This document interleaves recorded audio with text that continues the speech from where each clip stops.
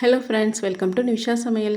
ரொம்ப ஆரோக்கியமான எள்ளு பொடி அண்ட் எள்ளு சாதம் நம்ம இன்றைக்கி எப்படி செய்கிறதுன்னு பார்க்கலாம். அடுப்பில் ஒரு கடாய் போட்டுட்டு கடாய் நல்ல ஹீட் ஆனோன்னா ஒரு 2 ஸ்பூன் அளவுக்கு கடலைப்பருப்பு, 2 ஸ்பூன் அளவுக்கு உளுத்தம்பருப்பு, அது கூடவே காரத்துக்கு தேவையான வரமிளகா, ஒரு 1/4 டீஸ்பூன் அளவுக்கு மிளகு, 1 ஸ்பூன் அளவுக்கு மல்லி அது கூட சேர்த்துட்டு நம்ம இது எல்லாத்தையும் செவக்க வறுத்து எடுத்துக்கலாம். இந்த அளவுக்கு செவக்க வறுத்துக்கங்க. இப்போ இதை ஒரு பிளேட்டுக்கு மாற்றிக்கலாம்.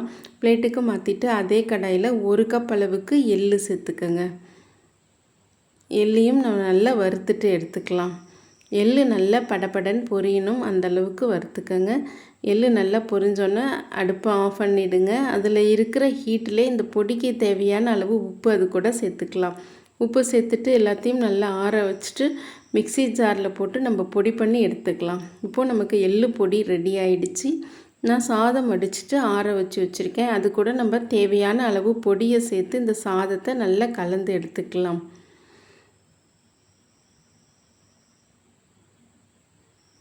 அவ்வளோதான், நமக்கு இப்போ எள்ளு பொடி சாதம் ரெடி ஆகிடுச்சு.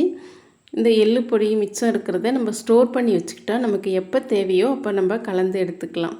குழந்தைங்களுக்கு ஸ்கூலுக்கு லஞ்ச் பாக்ஸ் ரெசிபிக்கு கூட நம்ம இந்த எள்ளு பொடி சாதம் செஞ்சு கொடுக்கலாம். அடுப்பில் ஒரு கடாய் போட்டுட்டு நம்ம அதில் எண்ணெய் ஊற்றிட்டு கடுகு, கடலைப்பருப்பு, உளுத்தம்பருப்பு, அது கூடவே முந்திரி சேர்த்துட்டு ஒரு கொத்தளவுக்கு கருவேப்பிலை சேர்த்துட்டு இந்த தாளிப்பை நம்ம எள்ளு சாதத்து கூட சேர்த்துடுங்க. சேர்த்துட்டு இது எல்லாத்தையும் நல்லா மிக்ஸ் பண்ணிக்கோங்க. எல்லாத்தையும் நல்லா மிக்ஸ் பண்ணி எடுத்தோம்னா ரொம்ப சுவையான ரொம்ப ஹெல்த்தியான எள்ளு சாதம் இப்போது ரெடி ஆகிடுச்சு. இந்த எள்ளு பொடி பண்ணி ஸ்டோர் பண்ணி வச்சுக்கிட்டிங்கன்னா நம்ம எப்போ வேணுமோ இது மாதிரி பொடி சாதம் செஞ்சு எடுத்துக்கலாம்.